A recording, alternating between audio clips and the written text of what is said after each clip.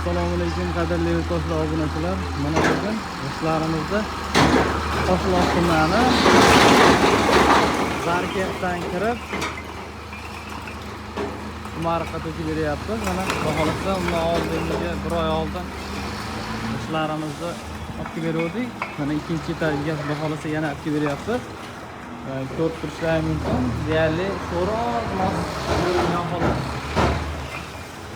İkinci etajga ham baholasa qilishga olib beryapmiz. Tomonlarda to'g'ri deyarli ko'rinmagan. Chiroyli holatda hozir 22 pechati bor edi bu g'ishtlarimizni. Hozir ayrim taraflarga ko'ra o'sha pechatini olib tashladik. Bu holatda g'ishtlarimiz o'ta chiroyli holatda.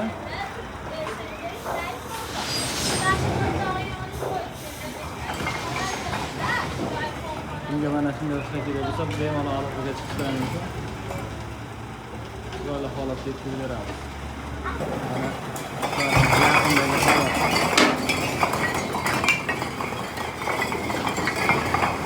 Ishchanligi o'ta a'lo darajada mana shu holatda urilgan devorga deyarli sho'ri rasolda urilgan. Deyarli sho'ri umuman chiqmagan. Ozmoz mana atrofida sesmani. Mana atrofida ozmoz ko'ringan. Ular holatini tekshirilgan mumkin. Chiroyli holatda ishchanligi ovozini eshitishda kesilganda ham bilinadi. Boshqa holat qanaqaligi. Mana 22 pechati bor edi oldin. Vaqtinchalikka pechatini olib tashladik. Baholasa chiroyli holatda yana pechatini qo'yganmiz. Mana bu holatda urilgan joylardan sho'r chiqmagan. Bunga kerak bo'lsa bemalol aloqaga chiqishlar mumkin. Bu holatlarga yetkazib beramiz.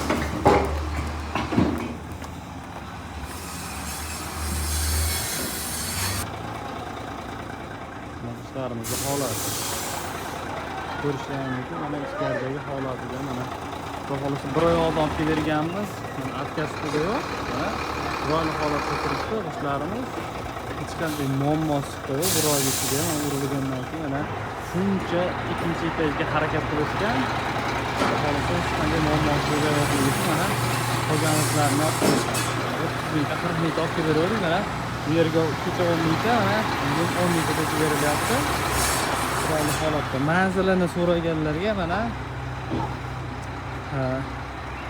Marqataga sofilar ekan. 62-uy. Kimga kerak bo'lsa bemalol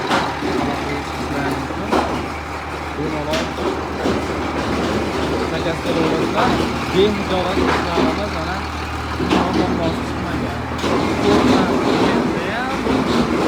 Shu holatda oddiy turbaqqa urilsa 100% to'g'ri chiqmaydi. Bu rastorda bo'lgani uchun ozroq to'g'ri qolgan bo'lishi mumkin.